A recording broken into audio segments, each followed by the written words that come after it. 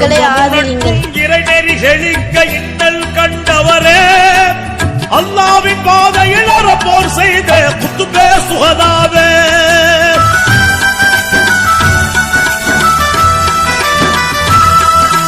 உடல் பொருளாவிய தீனுக்கு இந்த உன்னத போதகரே, கடலை கடந்து கனிவு நிறைந்த மார்க்கத்தை சொன்னவரே, சத்திய மார்க்கம் தலைக்க வந்த சற்குண தியாகியே, போற்றும் நற்குண தியாகியே, பாதுஷா ஷஹீதே பாதுஷா, பாதுஷா சுல்தான் பாதுஷா.